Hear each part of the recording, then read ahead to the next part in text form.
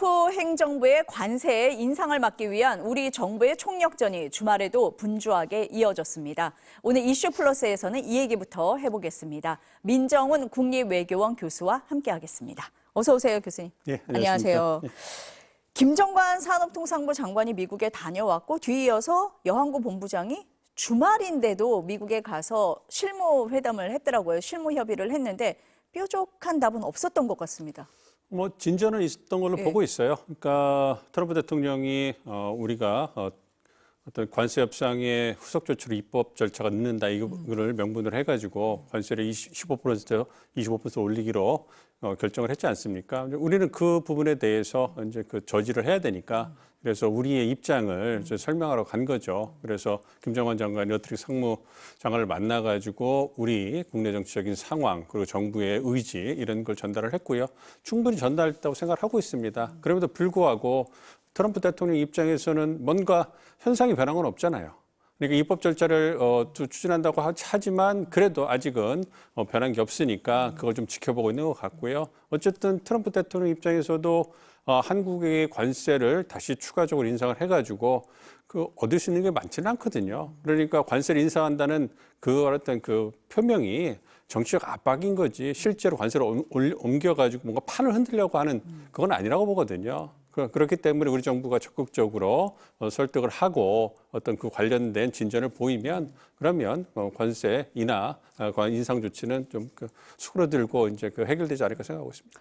김정관 장관이 불필요한 오해는 해소됐다고 생각한다라고 얘기를 했는데 교수님 보시기에는 우리의 입장을 충분히 설명했기 때문에 일정 정도 진전은 있었다 이렇게 평가를 하시는 거네요. 그렇죠. 그러니까 미국 김정관 장관이 인터뷰에서 한 얘기를 보면 미국 측에서는 대미 특별 법을 갖다가 진전 처리하는 속도가 매우 늦기 때문에 굉장히 그 부분에서 아쉬워하는 측면이 있었다 이 얘기를 하거든요. 네. 그러니까 트럼프 대통령의 어떤 기대만큼 우리 입법 절차가 따라가지 못한 거죠. 그런데 그것이 트럼프 대통령의 어떤 그 의지거나 강해서 그런 거지 우리가 일부러 지연시키거나 어떤 그 법을 통과시키지 않아가지고 투자 안 하겠다 이런 부분이 아니잖아요. 그러니까 그런 부분에 좀 오해가 있었던 것이 아닌가 생각을 하고 그러한 부분을 우리 정부 인사들이 미국 측 카운터파트를 만나서 적극적으로 설명한 것이 아닌가 생각을 하고 그 부분이 트럼프 대통령에게 들어가면 어쨌든 정치적 압박이라고 말씀을 드렸잖아요. 그러니까 그 부분에 있어서 퇴로를 만들어주는 부분이니까 그 부분을 고려해서 이제 결정을 하지 않을까 생각하고 있습니다. 그러니까 교수님 보시기에는 트럼프 대통령의 이 관세 인상 발표가 실제로 인상을 하겠다라기보다는 압박인 부분이 강하다라고 보시고 있네요, 지금. 그렇죠. 왜냐하면 이 관세 협상, 그래서 무역수지 적자를 줄이고 미국 내 대규모 투자를 이끌어내는 거는 트럼프 대통령이 추진하고 있는 정책 중에 굉장히 중요한 최우선순위가 부여된 그러한 분야거든요. 그래서 작년을 보시면 작년 1월 20일에 트럼프 2기 행정부 출범한 이후에 2월부터 시작해서 11월까지 거의 1년에 걸쳐서 관세 협상을 하고 프레임워크를 만들었다고 자화자찬을 했어요. 근데 그것을 2달도 안 돼가지고 2달 정도 돼가지고 그걸 뒤흔든다? 그건 다시 원점으로 돌아가서 다시 해야 된다는 얘기거든요. 그렇게 그 트럼프 대통령이 그러한 시간이 충분한 것도 아니고 올해 또 11월 중간 선거가 있지 않습니까? 그러면 안 그래도 관세 부과로 인해 가지고 수입 물가가 올라가고 어포더빌리티라고 그래 가지고 미국 경제가 어려운 상황인데 다시 거기에다 관세 협상을 뒤흔들어서 어떤 새로운 경제 불확실성을 증가한다? 이거는 트럼프 대통령이 생각하기에 아마 최악수가 될 거예요. 그런 부분을 고려해 본다면 판을 흔드는 게 아니라 빨리빨리 진전시켜서 나에게 홍보할 수 있는 숫자, 성과를 달라 이 부분이고 그 부분에 있어가지고 조선, 아무래도 자기가 가장 강조해온 조선이나 원전 이 부분에서 한국과 협력을 지속적으로 홍보해 왔잖아요. 그 부분에서 뭔가를 달라라는 압박이 아닌가 생각을 하고 있습니다. 그러니까 말씀하신 대로 지금 이제 트럼프 대통령이 대미투자특별법 왜 한국 국회에서 통과시키지 않고 있느냐라는 걸 문제를 삼았는데 사실 다른 나라하고 비교를 했을 때 우리만 통과를 안 시키고 있고 우리만 늦고 이런 거는 아니잖아요.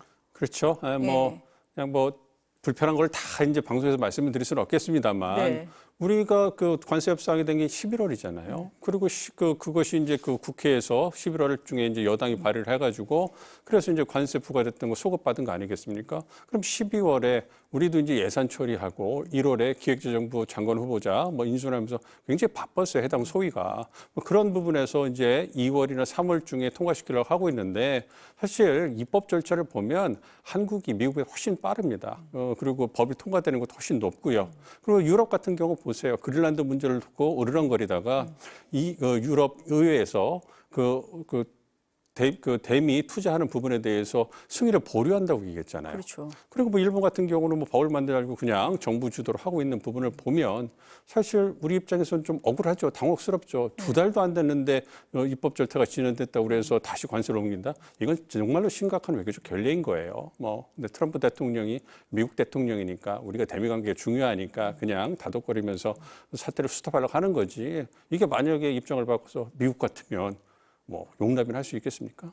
절대 용납 안 하겠죠. 트럼프 대통령이 용납하겠습니까? 근데 교수님 말씀하신 것처럼 유럽연합, 일본, 한국, 트럼프 대통령이 이제 관세 그 인상 압박을 할 때 같이 압박을 했던 나라들이잖아요. 그런데 유럽연합은 지금 말씀하신 대로 그 의회에서 승인도 보류해버리고 일본 같은 경우도 뭐 한국하고 그렇게 큰 차이도 없는 것 같은데 왜 한국을 콕 집어서 그렇게 했을까요? 어떻게 이해해야 됩니까? 뭐 일본 같은 예. 경우에는 첫 대미 투자 프로젝트 선정하는데 좀 그 진전이 있다 이런 얘기는 나오고 있어요. 그렇지만 우리보다는 조금 진전이 있다. 근데 예. 유럽하고 일본 같은 경우는 예. 미국과의 관계에 있어서 어려움을 좀 겪었잖아요. 그러니까 EU는 그린란드, 일본은 중일 관계. 그러니까 일본 정부 입장에서 중국하고 이제 그 각을 세우고 있을 때 미국이 도와줄 거라 생각했는데 어느새로 이제 일관했잖아요. 그런 부분에서 좀 미안한 것도 있을 거고요. 어쨌든 어쨌든 일본은 미국에 딱 붙어서 이제 동맹을 강조하고 협력을 강화하는 그런 국가이기 때문에 그런 부분에서 이제 진전이 있는 거고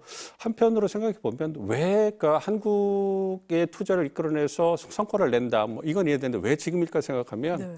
아마 한국과 캐나다의 어떤 자동차라든지 경제 협력, 그러니까 방산 협력을 통해서 자동차 분야에 우리가 진출할 이런 부분에 대해서 불편할 수는 있었을 거라고 생각을 해요. 왜냐하면 캐나다 자동차 산업을 미국에 갖고 오고 51번째로 만들어서 캐나다 길들이를 하고 싶은 게 트럼프 대통령의 의제인데 그런 상황에서 한국이 대미 투자를 한다고 해놓고서 특별법 통과 안 시키고서 돈 없다고 3,500억 달러만 투자한다고 얘기해놓고서 캐나다에다가 어떤 전기 자동차라든지 수소 자동차 이런 부분에 막대한 투자를 한다? 불편할 수는 있겠죠. 뭐 그 부분은 어느 정도 작동한 것이 아닌가 생각을 하고 있습니다만 어쨌든 EU나 일본과 더불어서 한국이 중요한 교역국이기 때문에 한국으로부터 그 성과를 얻으려고 하는 게 그 의지가 강하다고 생각하고 그만큼 이거는 역설적으로 현재 미국에게 한국의 전략적 가치가 매우 높다는 것을 반증하는 거다 이렇게도 볼 수가 있습니다. 거꾸로 설명을 하면 또 한국을 본보기 삼아서 다른 동맹국들을 압박하는 효과도 있다. 이렇게도 볼 수 있습니까? 그렇습니다. 좀 이게 또 동맹의 양면이라고 할 수 있겠죠. 네, 네. 그렇습니다. 지금 트럼프 대통령이 여러 가지로 압박을 하기 위해서 이런 전략 저런 전략을 좀 쓰고 있는 것 같다. 이런 말씀이신 것 같습니다. 근데 트럼프 대통령이 관세 인상 발표하기 2주 전에 그 미국 측에서 과기부 장관 앞으로 서한을 보냈잖아요.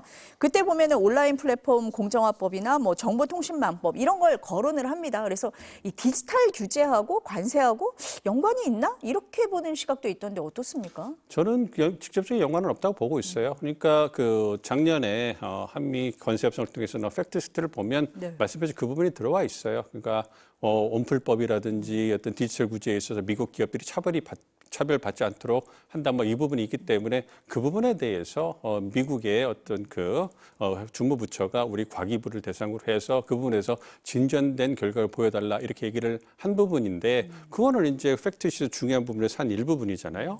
근데 트럼프 대통령 같은 경우에는 의사표현이 분명한 사람이에요. 그래서 왜 관세를 인상하느냐? 근데 그런 부분 얘기가 없잖아요. 그러니까 입법 절차가 미비돼가지고 대미 투자가 진전이 안 되니까 내가 불편하다라는 것을 보여주는 거거든요. 그러니까 트럼프 대통령은 명확하게 자신이 원하는 것이 무엇인가를 갖다가 명시를 하고 그거를 어떤 해결해 달라고 진전해 달라고 보여주는 이런 스타일이거든요. 그런 걸 고려해 본다면 그리고 트럼프 대통령이 작년 우리가 2번의 정상회담을 하면서 모두 발언이라든지 결과에서 강조하는 거 보면 다 투자예요. 온풀법이나 디지털 규제 이런 얘기는 하나도 없습니다. 그 얘기는 트럼프 대통령의 의제는 투자가 그 중심이 되는 거지 온라인 뭐 온풀법이나 디지털 이런 부분은 중요하지 않다는 거예요. 이거는 부처의 의제일 뿐이지 대통령의 의제는 아니라는 거예요. 그렇기 때문에 그런 부분을 고려해 본다면 말씀드린 것처럼 트럼프 대통령이 원하는 건 투자, 숫자를 나에게 달라. 저는 그렇게 이해를 하고 있습니다. 그러니까 과기부 장관 해서 그 앞으로 보낸 걸 보면 조금 별개의 사안으로 보인다라는 말씀이시고, 그럼 일각에서 제기하고 있는 쿠팡 사태도 별로 연관 없다고 보실 것 같은데요. 그런 맥락이라면? 그렇죠. 네, 그러니까 쿠팡이라는 기업이 물론 이제 뭐 그 전자 원거래 상 거기서 이제 뜨고 있는 기업이라 하겠습니다만 그 거대한 미국 시장에서 봤을 때 그렇게 규모가 큰 그런 그 기업은 아니거든요. 그러니까 트럼프 대통령이 어떤 한미 관계, 관세 협상을 통해서 자신의 주요 의제를 추진하는데 그걸 뒤집을 만큼 영향을 줄 만큼 그렇게 쿠팡이 중요한 존재냐? 그건 전혀 아니라는 거죠. 어떻게 보면 온풀법보다 더 미비한 존재일 수가 있는 거죠. 그렇지만 우리가 주목해 볼 거는 어쨌든 제이디 벤스하고 김문석 총리가 만났을 때 그 얘기가 나왔다는 거잖아요.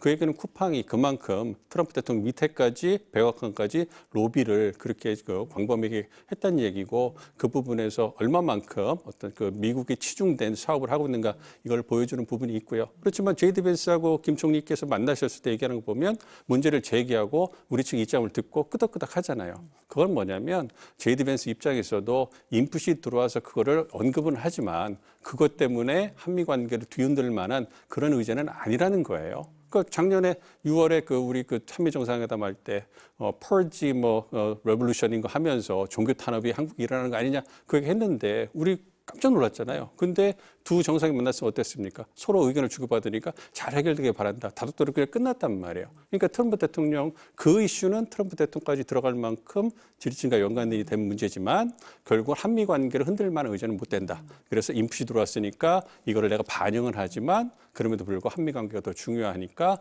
이제 잘 마무리하는 이런 수준으로 가기 때문에 그런 측면에서 본다면 트럼프 대통령이 언급하지 않은 이슈고, 그래서 쿠팡 이슈는 트럼프 대통령 의제가 저는 전혀 아니라고 생각하고 있습니다. 그러니까 교수님이 보시기에 트럼프 대통령 같은 경우는 굉장히 명확하게 메시지를 준다는 거잖아요. 그러면은 이번에 문제 삼은 게 입법이었습니다. 그래서 정부 여당에서는 대미 투자 특별법을 그럼 2월 국회 안에 통과를 시키겠다라는 계획을 가지고 있고, 조현 장관이 미국에 가서 루비오 장관을 4일에 만난다고 그래요. 그럼 이 설명을 할 거잖아요. 우리 국회가 이달 안엔 통과를 시킬 거다 이렇게 얘기를 하면 좀 돌파구가 생기는 겁니까?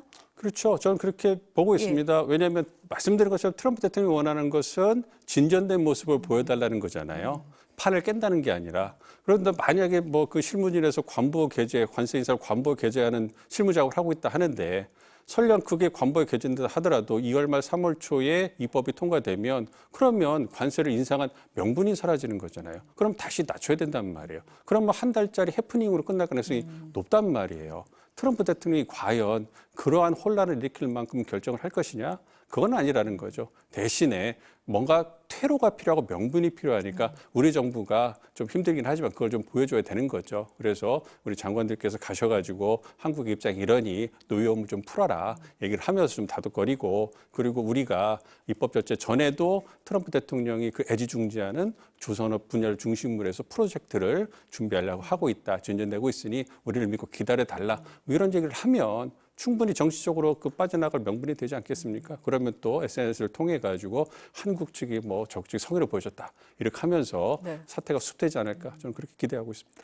교수님이 지금 SNS를 통해서 아마 입장을 밝힐 거다 이렇게 말씀을 하셨는데, 지난번에 관세 인상 발표할 때도 실무진은 잘 몰랐다 이런 얘기도 있더라고요. 그렇습니다. 이제 우리 정부가 당혹스러워했잖아요. 전혀 사전 통지가 없었다. 깜짝 놀랐죠. 그러니까 트럼프 대통령 스타일을 보면 그러니까 CEO 스타일이 더 맞는 것 같아요. 전통적인 워싱턴 정치인 스타일처럼 바텀업이라고 해서 밑에 실무진에서 올라온 거를 하나를 낙점하는 스타일이 아니라 어떤 이너서클에 들어있는 최측근 참모들끼리 대통령의 의중을 던지고 그걸 결정하는, 그래서 결정 속도가 굉장히 빠르지만 그것이 이제 알려지는 범위 되게 좁은 거죠. 그러한 부분으로 간다고 쓴다면 상무부 직원들이 그걸 어떻게 하겠습니까? 러트니 장관은 혹시 이렇게 어느 정도 인지했을지 모르겠습니다만 상무부 관료들과 우리 정부와 마찬가지로 상무직도 굉장히 좀 당혹스럽고, 어쨌든 대통령이 지시를 내린 거나 마찬가지이기 때문에 후속 조치는 해야 되지 않겠습니까? 그래서 당혹스러우면서 일을 하지 않을까 개인적으로 생각합니다. 근데 그렇게 보면은 트럼프 대통령이 어디로 튈지 모르잖아요. 그럼 불확실성이 커지는 거 아닙니까?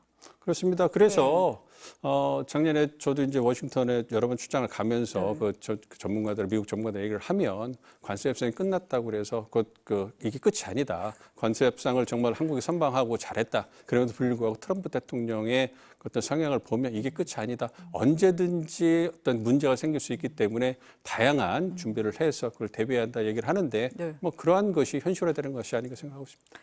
불확실성은 끝이 없을 것 같다라는 진짜 불안한 말씀을 해주시네요. 트럼프 대통령이 그 케빈 워시 전 연준 이사를 그 차기 연준 의장으로 지명을 했잖아요. 근데 트럼프 대통령은 계속해서 금리 인하를 주장해 왔는데 이 케빈 워시 후보자 같은 경우에 보면은 최근에 와서 뭐 금리 인하해야 된다라고 말을 하긴 했지만 기존에 보면은 좀 통화 정책에 있어서 트럼프 대통령하고 반대되는 입장을 많이 보여왔거든요. 발탁 배경을 어떻게 봐야 됩니까? 그러니까 아무래도 트럼프 대통령도 자신의 말을 좀 적극적으로 반영하면서도 시장의 평가가 좀 긍정적인 분을 모시고 싶은 게 아니었나 생각을 해요. 너무 자기 말만 듣고 이제 금리 인하라든지 어떤 경기 부양책에만 집중을 해서 인플레이션이라든지 노동시장이 어떤 흔들림 이런 부분을 갖다가 이제 방조하실 분 같으면 아무래도 그런 부분에서 정치적 부담이 또 있지 않겠습니까? 그렇기 때문에 최근에 케빈 워시 후보자를 만나가지고 긍정적인 답을 받았다는 그런 언론 인터뷰는 있었어요. 네. 근데 이제 그거에 대해서 트럼프 대통령이 좀 부인을 하겠죠. 인터뷰를 해서 정말로 자신의 마음에 들지 않았다면 낙점할 이유가 없지 않겠습니까? 그러니까 함께 동조하는 이런 모습은 보이는 것 같아요. 그리고 어쨌든 케빈 워시도 이제 2011년부터 이제 트럼프 경제 정책을 갖다가 자문하는 역할을 해왔기 때문에 두 분의 공감대는 꽤 있을 거라 생각을 해요. 그래서 그런 부분에서 트럼프 대통령이 원하는 금리를 좀 인하해서 경기 부양하는 전반적인 분위기를 좀 따라가지만 연준의 독립성이라든지 어떤 시장 개입 이런 부분은 좀 자제를 하겠죠. 그래서 시장에게 좀 안정적인 메시지 줄 수 있는 사람 이런 것도 있고요. 이와 더불어서 좀 개인적인 측면이긴 하지만 그러니까 어떤 트럼프 행정부에서 장관급 인사를 인선하는 데 있어서 중요한 고려 중에 하나가 뭐냐면 친분입니다. 그래서 크레딧을 주는 거죠. 그런 법을 고려해 본다면 워시 후보자의 어떤 워시 후보자가 가족을 보면 에스티 로더 가문의 사위라잖아요. 맞아요. 예, 그런데 이 로널드 로더 기업의 회장이 네. 트럼프 대통령 60년 직입니다. 그러니까 이제 트럼프 대통령의 정치 행보에 상당한 기여를 하고 조언을 해줬을 거예요. 그래서 그런 부분을 고려해 본다면 아무래도 그런 부분에서 어떤 그러한 어떻게 본다면 크레딧을 준다고 할까요? 이런 친분에 의한 신뢰할 수 있다 생각하는 그러한 기용이 아닌가 좀 생각을 하고 있습니다. 근데 시장에서 궁금한 건 그러면은 이 워시 후보자가 트럼프 대통령이 원하는 대로 금리 인하를 할 거냐, 아니면 독립적으로 연준을 이끌 거냐, 뭐 양쪽을 다 보고 있는 것 같아요. 교수님은 어떻게 보십니까? 절충안을 찾겠죠. 절충안을 찾을 거다. 지금 미국이 어떤 경제적인 침체가 이제 본격화 되고 있기 때문에 금리를 인하하는 기조는 계속 갈 거라고 생각을 하고 있어요. 그런데 트럼프 대통령은 더 급격하게 내려라 이런 얘기를 하면서 파월 의장하고 지금 불협화음이 꽤 오래된 거 아니겠습니까? 근데 그러한 기조를 급격하게 바꾸기는 새로운 연준 의장도 하기는 어려울 거예요. 왜냐하면 그거는 미국 경제라든지 세계 경제에 어떤 심각한 급격한 변화를 수 있기 때문에 그건 신중할 겁니다. 그래서 트럼프 대통령이 원하는 것처럼 지속적으로 금리는 인하는 해 나가겠지만 그럼에도 불구하고 연준의 역할을 축소한다든지 독립성을 유지하기 위한 그런 제스처는 계속 보이지 않을까 좀 생각을 하고 있어요. 그래서 벌써 연준 의장의 워시 후보자가 이제 지명되자마자 벌써 달러가 강세로 돌아서는 거 아니냐 이래가지고 금 가격이라든지 비트코인 가격이 떨어지잖아요. 그러게요. 그러니까 그런 걸 보면 어떤 이 존재만으로도 이렇게 영향을 미치는데 한마디가 미칠 영향력에 대해서 누구보다 잘 알고 있는 게 이제 워시 후보자이기 때문에 저는 절충안을 타면서 어떤 그러한 정치적 모습을 보여주지 않을까 기대하고 있습니다. 지금 교수님 말씀하신 것처럼 원달러 환율이나 금값이 막 움직이고 있기 때문에 우리 경제에도 영향을 줘서 좀 지켜봐야 되겠다라는 생각은 듭니다. 미국 이민 단속후 시민 2명이 사살이 됐잖아요. 전국적으로 시위가 지금 거세게 일고 있습니다.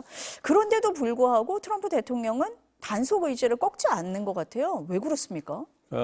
이민 정책은요, 예. 우리를 항상 괴롭히고 있는 통상 정책은 마찬가지로 미국 우선주의의 두 축이라고 보고 있습니다. 그래서 이민 정책은 그러니까 1기 때, 2기 때를 보시면 출범하자마자 트럼프 대통령이 강조하는 두 개의 정책 분야가 이민과 통상이었어요.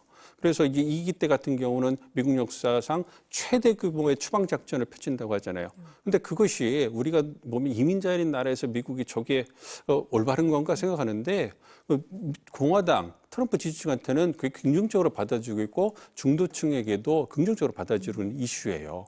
그래서 그런 부분에서 밀어붙이고 지지층 결집하는데 가장 중요한 정책 수단이거든요. 근데 지금은 그것이 너무 방법론이 지나치고 극단적이니까 이 부분에 대해서 눈살을 찌푸리고 이제 그 시위가 전역으로 퍼져나가고 있고 말도 안 되지 않습니까? 어떤 미국 시민 2명이 백주대낮에 어떤 사살되는 게 그게 아무리 총기 소유가 합법인 미국에서도 있을 수 없는 일이잖아요. 그러한 방법론 극단적인 어떤 체포 과정에서 그거에 분노해서 민주당이라든지 중도층을 중심으로 해서 이제 시위가 일어나고 있는데 네. 여전히 공화당 지지층 같은 경우에는 침묵하면서 트럼프 대통령을 지지해주고 있어요. 그런 부분이기 때문에 만약 이런 상황에서 트럼프 대통령이 이민 정책에 대한 입장을 완전히 바꿔버리면 이거는 자신이 추구하는 주요 정책 한 축을 버리는 것이 되고 지지층을 동원할 수 있는 가장 중요한 수단 중 정책 수단 중 하나를 포기하는 거예요. 그건 그럴 수가 없는 거죠. 그렇기 때문에 어떤 단속에 있어서 어떤 그런 수위를 갖다 조절하면서 한 발 물러서지만 그럼에도 불구하고 여전히 불법 이민자에 대해서는 어떤 예외 없이 강력하게 단속하겠다. 이걸 통해 가지고 이제 지지층 단속하고 어떤 그러한 미국 전역에서의 시위를 확산을 저지하려는 이러한 정치적 모습을 보여주는 거다 생각하고 있습니다. 그런데 텍사스 보궐선거에서 민주당이 압승을 했잖아요. 텍사스라고 하면 공화당 지지세가 굉장히 강한 지역인데 그럼에도 불구하고 민주당이 압승을 했다라는 건 트럼프 대통령의 리더십이 좀 영향을 받은 거 아닌가? 타격을 받은 거 아닌가? 이렇게는 볼 수 없습니까? 그건 이제 영향이 있죠. 그렇지만 이민보다는 제가 생각할 때 작년 말에 버지니아, 뉴저지, 그다음에 마이애미 시장, 그다음에 여기 지금 이번에 텍사스 연방 하원 선거, 보궐선거, 그다음에 텍사스 주의 상원 선거까지 쭉 관통되는 어떤 요인을 보면 어포더빌리티예요.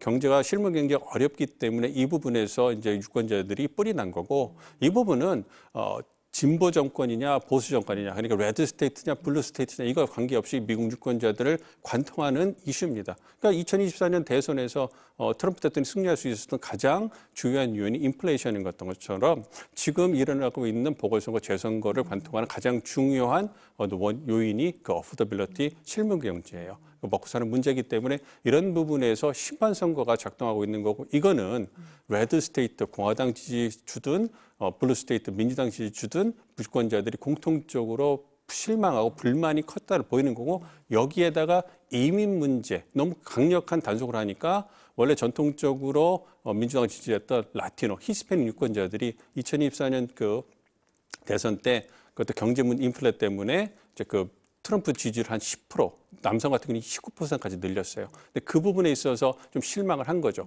경제가 주가 되고 이민 문제에 있어서 좀 실망한 유권자들이 움직이고 있기 때문에 그런 부분에서 이제 공화당이 패배하는 선거가 나오고 있는 건데 아직 11월까지 좀 시간이 남아 있기 때문에 트럼프 행정부가 이민과 강제에 있어서 어느 정도까지 정책 선회를 하고 성과를 낼 수 있느냐 이것이 11월 중간 선거의 결과에 큰 영향을 미치지 않을까 생각하고 있습니다. 아직까지는 트럼프 대통령의 지지세가 유지가 되고 있다. 이렇게 봐야겠네요. 그렇죠. 이제 일부 공화당 지지층, 트럼프 지지층들이 흔들리고 있는 건 사실이긴 합니다만, 그러니까 국정 운영 지지율을 갖다가 평균을 내서 이렇게 추적하는 그런 사이트를 보면 트럼프 대통령의 국정 운영 지지율은 물론 일부 여론조사 같은 경우는 36%까지 떨어진 결과가 나온다고 하지만 여전히 42%, 43%로 안정적으로 가고 있어요. 그거는 대부분의 공화당 지지층은 트럼프 대통령에 대한 지지를 철회하지 않았다는 거고 대부분의 공화당 의원들 같은 경우에도 일부 공화당 의원들은 이번 이민 그다음에 미네아폴리스에서 불행한 사태에 대해서 목소리를 내지만 대부분은 침묵하고 있어요. 그렇기 때문에 그런 부분을 본다면 트럼프 대통령이 아직까지는 영향력을 공화당 내에서 유지하지만 이게 지속되면 악화 일로로 갈 가능성을 배제할 수는 없는 거죠. 상황을 좀 지켜봐야겠습니다. 네, 교수님 말씀 오늘 여기까지 듣겠습니다. 감사합니다. 네.